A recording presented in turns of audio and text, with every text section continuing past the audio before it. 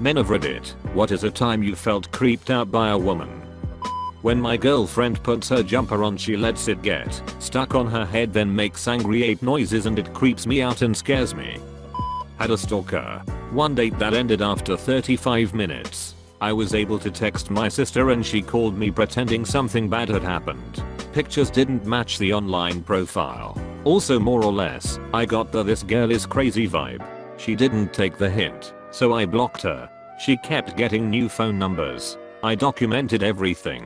One day, me being nice, figured I should finally just tell her in person I wanted nothing to do with her, so I agreed to meet in a public place. We met at a pizza parlor, and she sets her purse on the table and opens it to reveal a handgun. I changed my tune and went to the bathroom and called the cops. Turns out she had gotten my personal info when I was unconscious in hospital and had targeted me from the beginning.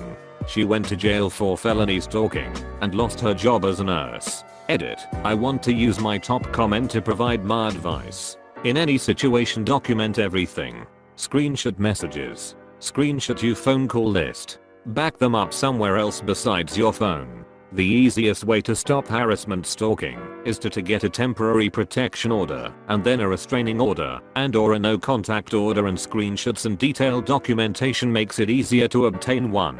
This is not legal advice, just personal advice from personal experience. Invited her over. I fell asleep while watching movie. I woke up because I couldn't breathe. I couldn't breathe because she was trying to make out with me while I was passed out asleep. When I was 16 or 17, I had a job working in a staff cafe or a large department store.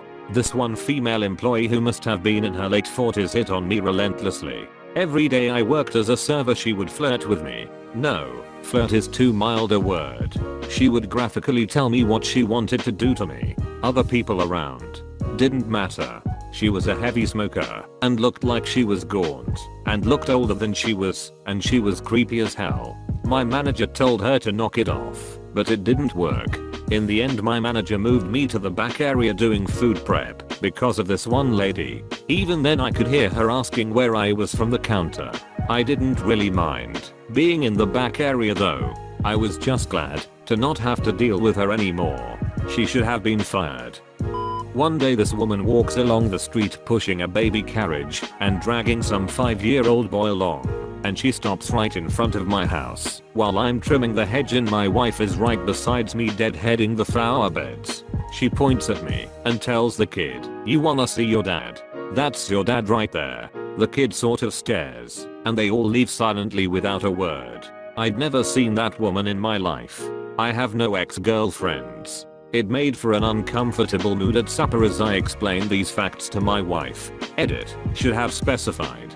Back then I was working as a field geologist and had to leave home for months at a time for my job.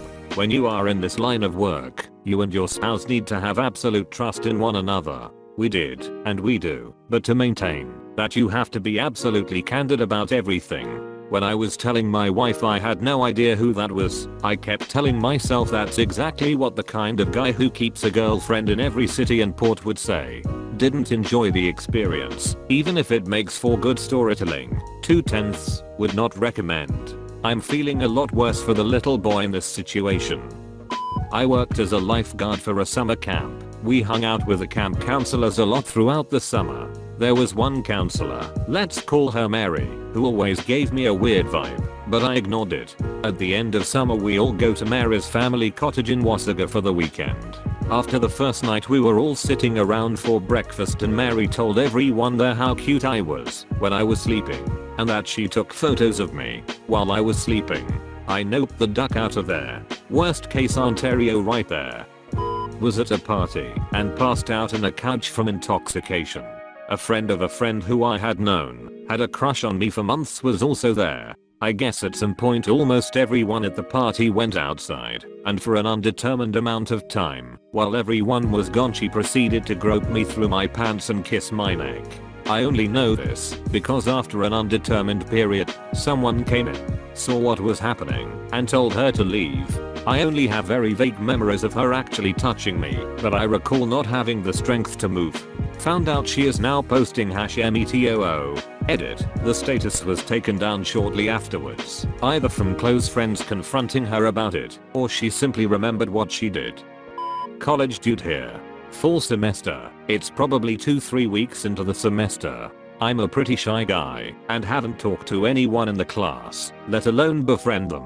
I'm at home one evening and just starting a fire in the wood stove downstairs when all of a sudden, I get an email notification on my phone from some girly email address. It said, "Hey, what's up?"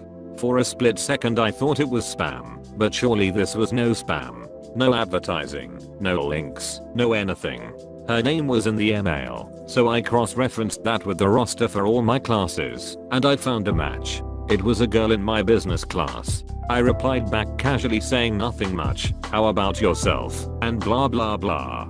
We ended talking for a while about really random shit. I've dated about 5 girls in my life and I could tell that this girl was interested because we spoke about the most random shit, yet we never stopped talking. I have to admit, I did like the attention. However, I made sure that I didn't cross the line between friends and flirtatious. We stopped talking around 1 to 2 AM and say goodnight. The next day, I wake up and do my normal thing. I went to the grocery store and probably ran a few other errands. Around 5 to 6 PM, I get a message from our girl before. Let's call her Jane. Jane messaged me going, "Seriously?"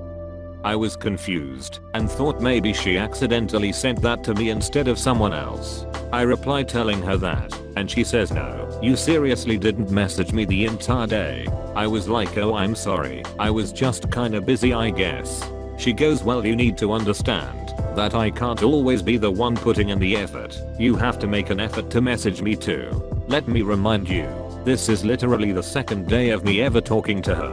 I still don't even know what she looks like. I've only met her a day before via email. I meet her in class the following week and we walk around 5!3 campus and talk. We were still friends and weren't doing anything to suggest otherwise, but the way she treated me felt like we were not only in a relationship, but as if we've been in a struggling relationship for a year or so. It was crazy. It's like we skipped the flirting, dating, tons of decks and happy times, and went right to the relationship struggles. It was definitely a new experience for me. After a few days I told her I couldn't do this anymore. Swear to God, it felt like I was breaking up with a girl I never even went out with, let alone get to know. It took a few days, but it finally got to the point where she got mad and just said "duck it" and stopped messaging me. I don't know what God was trying to test me with, but I hope I passed. When I was in college I was working retail, and I had creepy girls quite often. Anywhere from a co-working accidentally running her hand across my crotch or ass every time we walked past each other, or some weird grandma relentlessly trying to set me up with her 14-year-old granddaughter, or some mid-40s woman stick her business card down my pants while I was trying to help her son find something. But the absolute very worst was my first ever open bar wedding that I went to after turning 21. I got stupidly drunk and was sitting in a chair trying to fight off passing the duck out when some drunk girl comes up to me and tries to stick her disgusting used dantes that she has sweaten all day into my mouth. I was a newly minted 18-year-old at the time and visiting my dad. They had some new neighbors that were throwing a party to get to know the neighborhood. The woman, maybe 40 at the time, was chatting with me. In hindsight she was flirting with me and kept touching and rubbing my arm. Finally she asked how old I was, and when I replied I got met with 18-year-old skin. I love it. It's so soft and supple. I noped right out of there.